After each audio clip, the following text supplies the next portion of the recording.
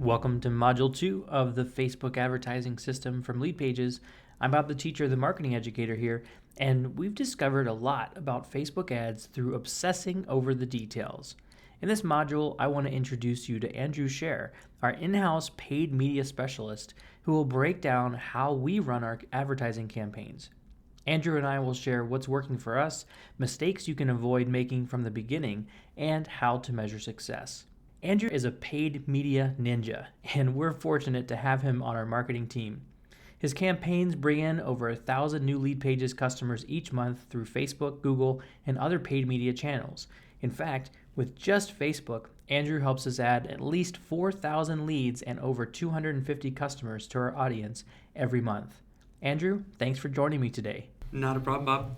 You're exploring and basically running all of our advertising campaigns on Facebook, as well as other media channels. Correct. Anything that kind of has a direct marketing return that we actually pay for is under my umbrella. Before we get too deep, I'd love to know, do you have an example result that you're really excited about with our Facebook advertising campaigns that we'll then explore a little bit as our discussion continues? Yeah, I think it's kind of high level, but just the fact that we've been able to scale at the rate that we have, we've had no problem growing both ad spend and revenue month over month, well beyond kind of our goal rate that we're going after.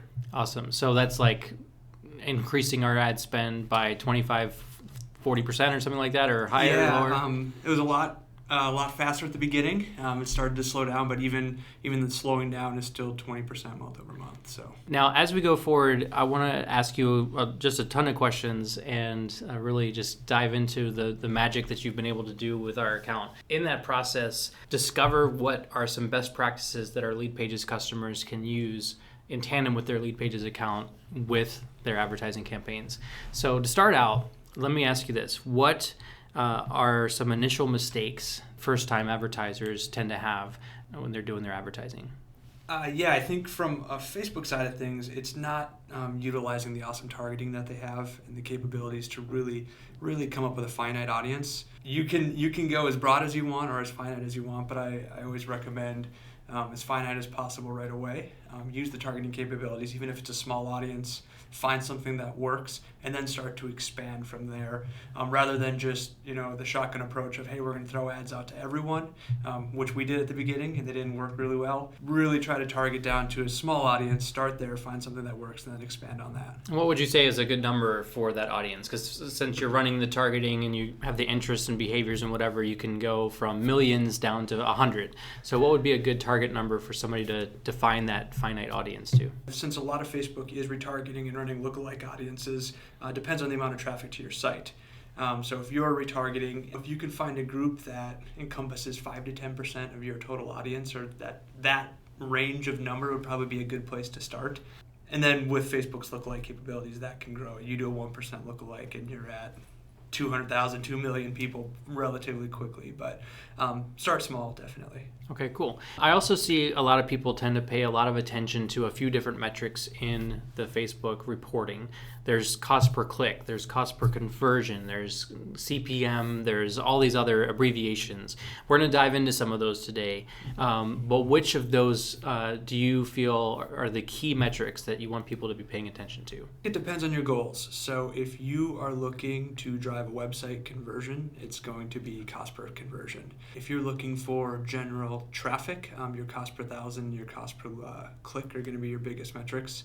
And then if you're looking for an actual shopping cart purchase on your site, cost per customer, cost per checkout is going to be your biggest metric to keep an eye on. Cool. And assuming since most of our folks are LeadPages customers that are listening to this course or will soon be, that conversion metric is going to be high for them as well. There are two types of conversions. There are leads and there are sales. So talk to us a little bit about your thinking process of which one to focus on. If you're using LeadPages, that the cost per lead is going to be the biggest metric for you. That's basically looking at the cost to have somebody click on your Facebook ad, ultimately end up on your lead page, and then turn into someone that you're able to market. From there, your marketing automation process comes into play to turn them into an actual customer.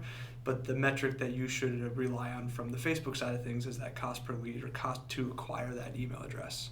Cool. And you've been pretty ninja-like at getting our cost per lead down quite a bit. What are some things that people will be thinking about from the start that helps drive that cost per lead down? I think definitely keeping an eye on metrics on a daily basis, even a couple times a day, helps. The faster you can turn something off that's not working, the more you cut that excess spend that ultimately makes your cost per lead go up.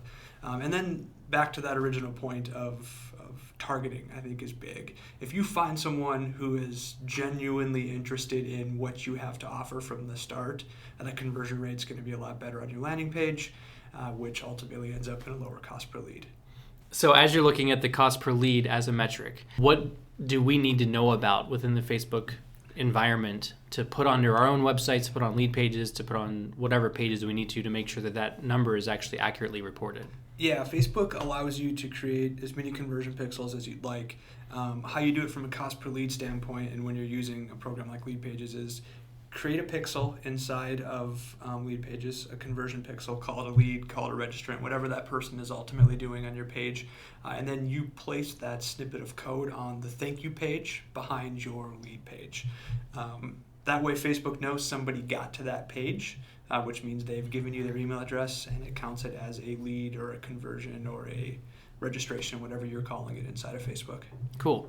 Now, one of the things that I've really loved learning from you over the last couple of months of working with you here at LeadPages is the concepts of retargeting and the lookalike audience. So I really want to explore that because I think this is going to open up the minds of the people watching this course, what's possible and why people are so eager to successfully run ad campaigns on Facebook particularly. So talk to me a little bit about what retargeting is. Yeah, just retargeting in general is delivering an ad to somebody who has been to your site, a page on your site. Similar to that conversion pixel, Facebook also lets you put a retargeting pixel anywhere on your site. I recommend everywhere on your site so you can retarget all of that traffic. They then cookie that person, and then you can follow that person when they come back to Facebook and deliver them an ad for your business or your service. And you use retargeting in other ad platforms as well. Like I see LeadPages ads on blogs and other people's websites all the time, but it can be specifically just for Facebook. You mentioned putting your retargeting pixel everywhere. Is there a reason why you would use a different retargeting pixel on different parts of your website depending on what behavior someone has done on your site? Yeah, so in other platforms that it actually works like that. The glory of Facebook is they allow you to put one retargeting pixel on your whole site, and then inside of the Facebook ads platform, you can start to segment your traffic based on what page they went to, whether they got to the thank you page, whether they didn't get to the thank you page. So it's actually a lot easier than using other retargeting platforms because it's one pixel across your whole site. Cool. And that would be important for somebody to use because once somebody's bought your product, you want to save a little money and not keep sending them ads for the thing they've already bought. Exactly. So you create two different audiences, one for someone who has been to your site, and then one for someone who has been to your site and got to the thank you page, and then you can exclude that second audience from your ads. You've already got their email address. They've already purchased a product from you. No use to spend money on them anymore. Perfect. Now let's talk a little bit about the idea of lookalike audiences. In this course, we're exploring all avenues of target audiences and how to create audiences, how to import audiences from your existing database and so forth. But one of the most fascinating audiences to tap into seems to me to be that lookalike audience. So explain it to me as if I've never heard of that before. Yeah, lookalike audiences are great, especially when it comes to expansion and when you think you've run out of ideas and you've run out of your own audience to retarget. Facebook's got an algorithm, and I don't know if anyone knows exactly how it works, but they take all the data from your retargeting pixels, so somebody who's been to your site, and then they mirror it with the whole audience, the whole population that uses Facebook, and based on attributes, they come up with a group that looks like people who've been to your site, or you can even get more finite and come up with a lookalike audience that looks like your customers. These are people who have never been to your website, they've never opted in, they've never converted on your site, but based on an algorithm, Facebook says they look like your customers, they act like your customers online, and that's a good group to start going after. You make sure Facebook knows which pages on your site are checkout pages so that you know which people have become customers. And then Facebook figures out, based on those people's behavior on Facebook and their interest levels and their activity, we'll make an audience that looks like that. So Correct. it could be what movies they look at or TV shows that they look at, how they vote, how active their credit card online purchasing behaviors like, all that kind of stuff. There are millions and millions of data points inside of Facebook for every single user, and they're able to match them up to very scientifically come up with someone that looks like your website traffic or looks like someone who's already purchased on your website. The downside of paid advertising is usually, just as you mentioned before, a shotgun approach. I just throw it out. It's almost like throwing a banner up on the side of the highway and hoping that some particular driver is going to see it. But essentially, what you're doing is Facebook says everybody who drives a Ford pickup truck is the only people who will see this ad in the first place. And what we would normally spend on an ad to show to everybody else is just eliminated. And so our costs go way, way down. Yeah, I think that's the best thing that Facebook has to offer from an advertising side of things is just the ability to get your ad in front of eyeballs who at least from an algorithm standpoint should be looking at your ad. Cool. Now let's talk a little bit about the way that you've structured campaigns here at LeadPages. What are some of the things that you think would be obvious that somebody watching this course is going to go, well, no kidding that they advertise that and promote that. But you promote some other cool stuff in our ecosystem that has some pretty cool results. So first, what are some obvious targeted landing pages that you would say people should be advertising to? Yeah, I think anytime you have a valuable asset that somebody would like to download, whether it's a webinar, white paper, PDF, something that gives value to someone, I think you can run a campaign around it. If you're posting, especially in a blog, I think you should be posting that on Facebook as well, and then running paid placements for those Facebook posts. If you produce valuable content, it's something that is very easy to promote from a Facebook ad side of things, and we've seen good results return on ad spend wise with just promoting our own content that we produce.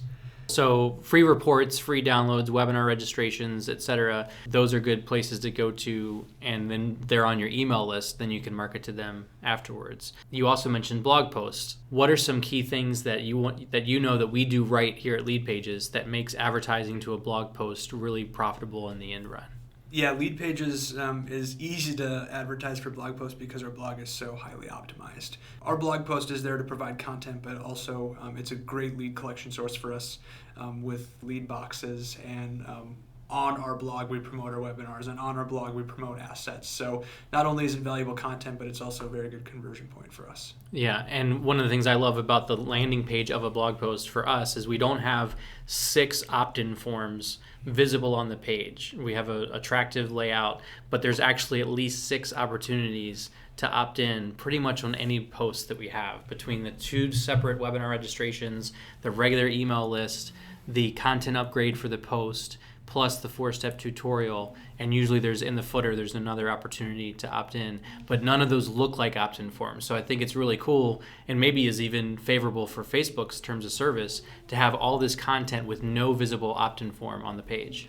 Yeah, I think it's good, and we've taken a lot of time and put a lot of effort into making it very user friendly. And Facebook and Google and every paid media advertising platform out there likes you to drive traffic to something that's user friendly and is aesthetically pleasing. And I think the way our blog is set up definitely accomplishes that. Is there a time when you are sending paid media to a sales page instead of to an opt-in? What are some thoughts around that as a focal point? Most definitely. Anytime that you have an e-commerce shopping cart, sending retargeting traffic, or at least testing sending retargeting traffic right to the shopping cart is a good approach. I personally go in and set up some audiences for people who've been to our pricing page. They've had enough interest to get all the way to the pricing page, and then we retarget them and send them directly to the shopping cart page or the pricing page where they can purchase.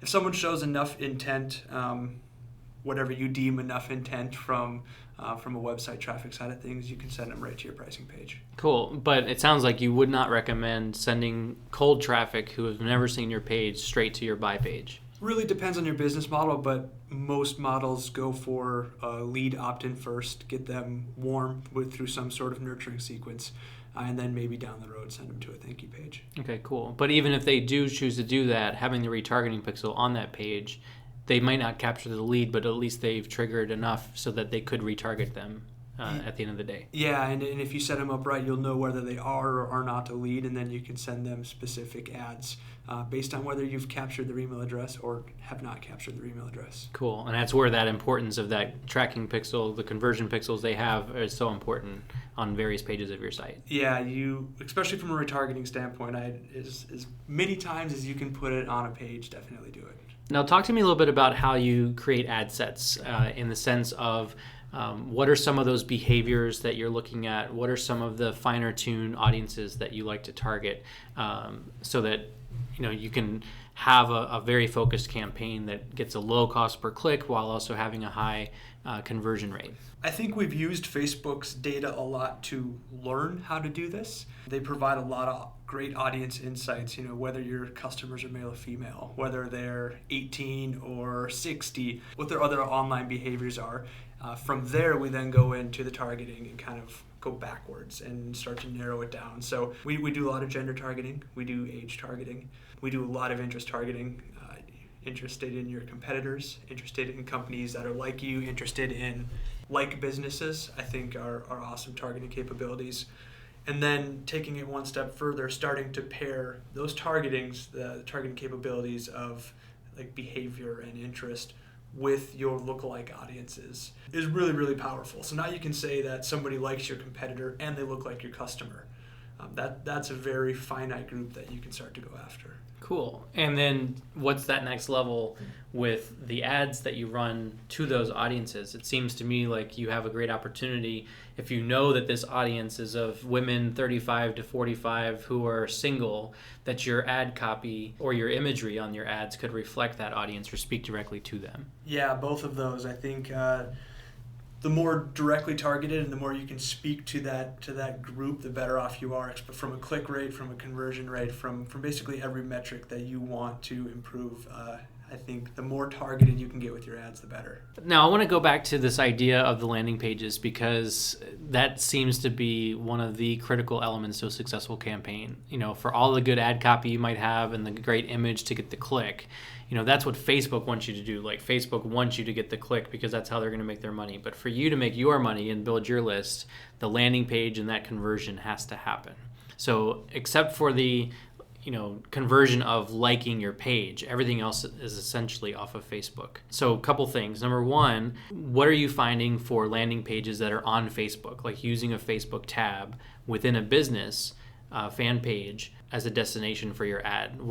Is that a good thing to do? Is that something that you would not advise? I think it really depends on your business, but I would advise against it. I think anytime you can get traffic to your site and start collecting data on your site or your landing page, the better.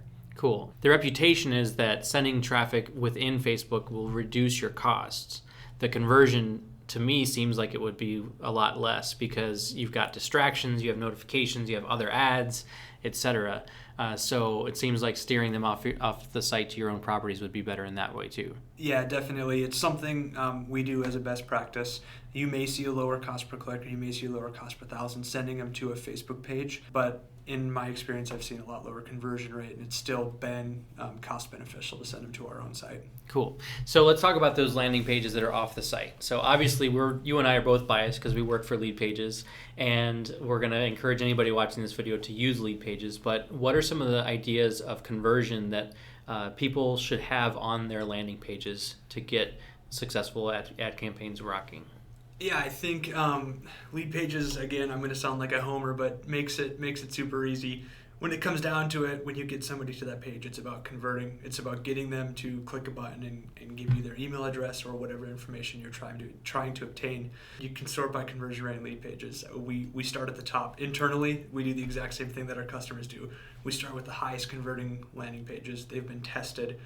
We add our own copy in, and we normally succeed with it. If we don't, maybe you're sending the wrong traffic to it from a Facebook side of things. Maybe the messaging you changed on the page isn't appealing enough. I just think using our native platform, just like our customers do, is the best approach we can take from a landing page side of things. Cool. And you don't have to guess what that conversion rate is because the system is saying all 30,000 plus customers are using these pages, and the data points of those are saying these pages outperform the others in general.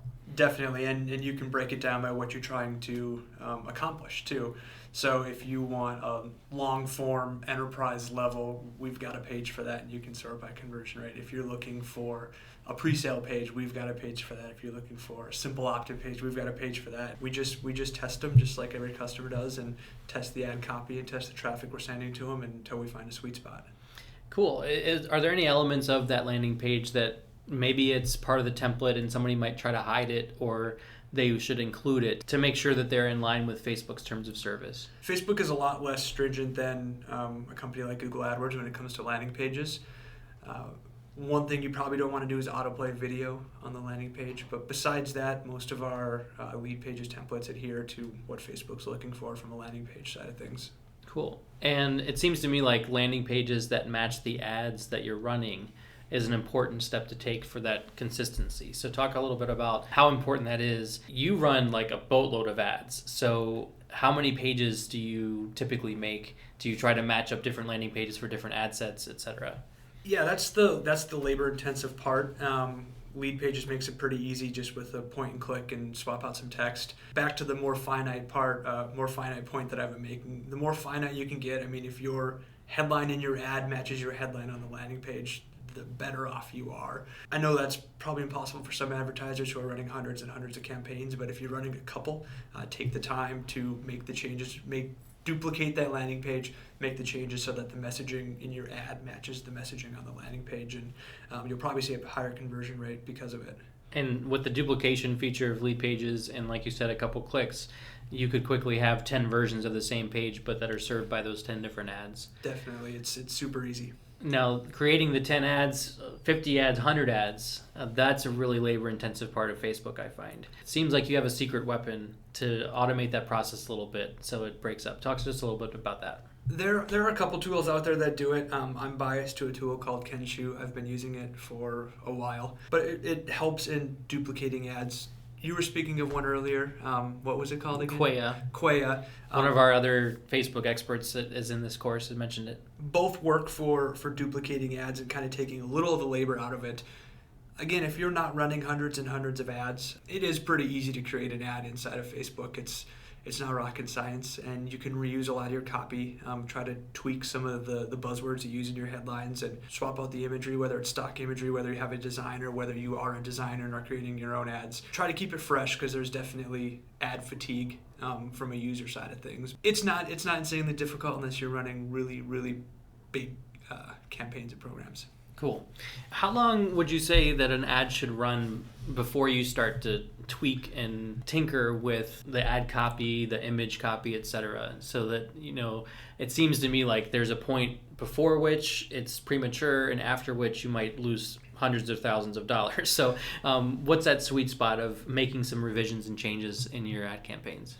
Yeah, I think every threshold is going to be different, based on your overall ad spend, based on your goals, based on what you're trying to accomplish. But if you have the budget to do it, give it its fair shake. I would let it play out. And if you can within a couple sales get back to break even, I would continue to run it. If you get past that, if you're I need 5, 6, 7 sales for this campaign to be break even, I'd contemplate changing something or turning it off. But again, it all depends on your goals. If you have a small budget, you're going to be a lot quicker to pause it. And if you have a larger budget, you might allow it to run a little longer. Cool. Now, you just mentioned something that I'd love to explore a little bit further, and that's breaking even versus profitability versus losing money.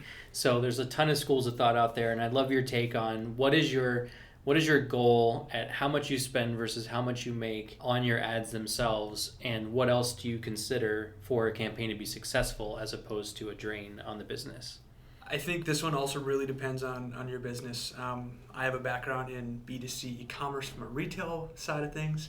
I have a SaaS-based business, which we're in now. I have a pure B2B lead generation business background as well. And they all had 3 very different goals. A SaaS-based business, your return can be a little less because it is a multi-subscription business. You can afford to maybe even be negative. Some larger companies have come out and said they're negative for a couple years. Their cost to acquire a customer is a couple years negative. A B2B lead generation business, we had a cost per lead goal where we just tried to obtain that cost per lead at all costs. And a B2C side is a little different as well because you have different margins. You may be drop shipping a product, you may be creating it on your own. So I think the biggest thing is to set your goals from the beginning, really put some thought into planning it out, what you're trying to obtain from a return side of things, whether it's a return on your ad spend, whether it's a cost per lead.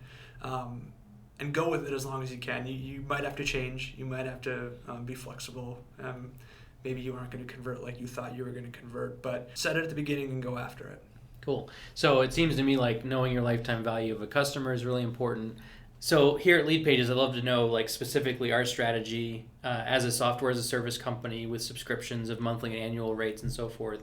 When you're looking at your spreadsheet for success or not, what is your target for return on investment of those ads?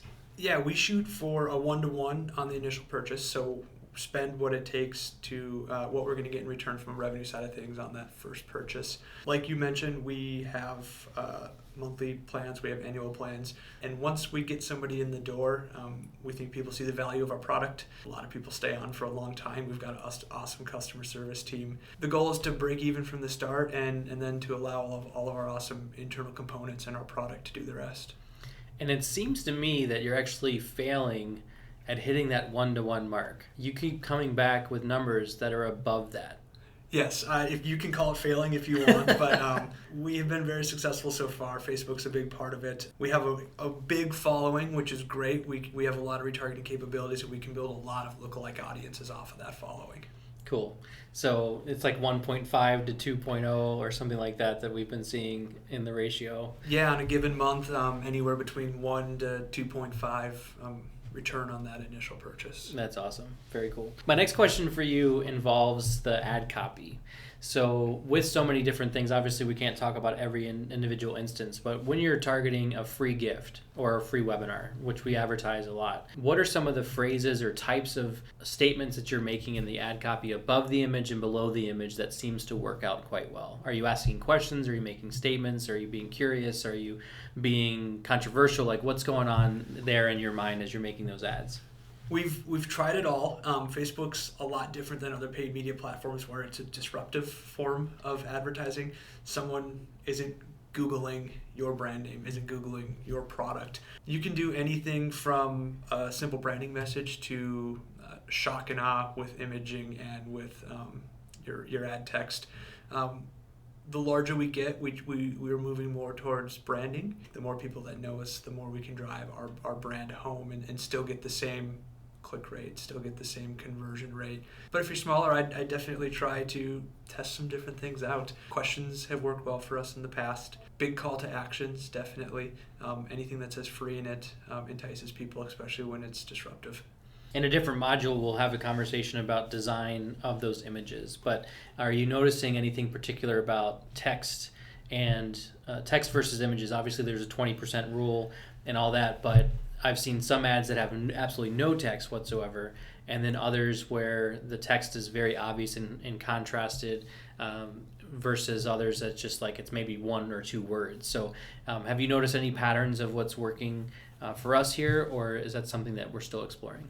We definitely test it out. We run straight images with no text, and we run some heavily branded stuff with as much text as you could possibly get in with the 20% rule. So I think it's something to test, definitely. I would prefer text over no text if I was starting from scratch and was just running my first ad campaign, though.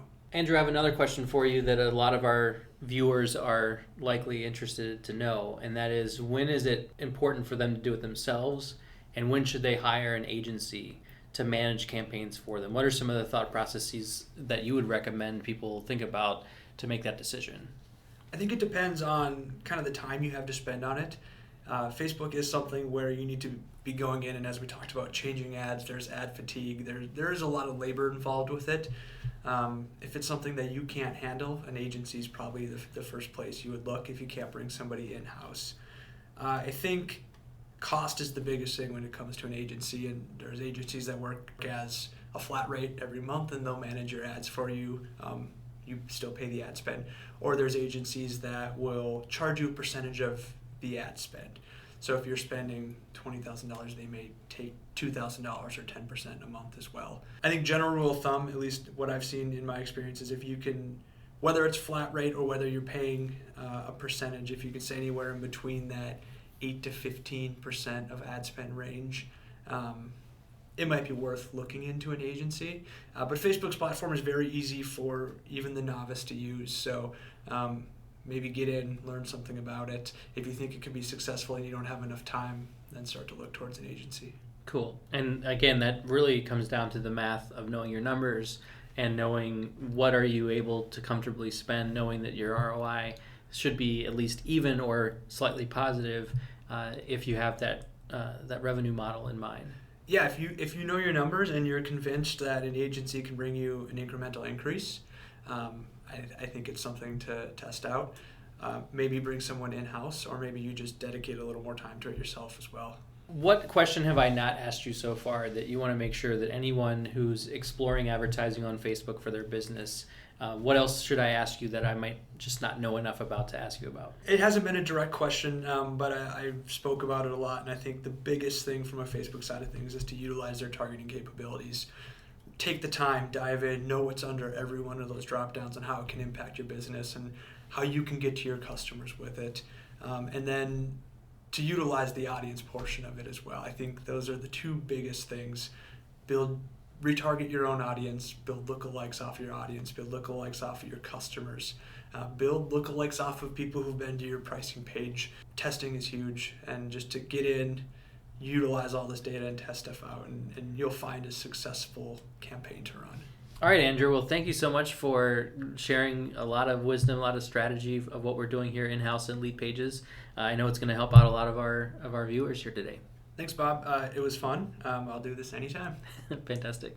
Now, before you go on to the next module, make sure you've downloaded the materials I've created for you to ensure your Facebook advertising success. Simply click on the button below to download all the videos, audios, handouts, and the Facebook advertising system mind map. Just enter in your email address and let me know where we can send those files to your inbox. And when you're ready, go ahead and jump into the next module, and I'll lead you further down the path of growing your business with Facebook advertising and LeadPages.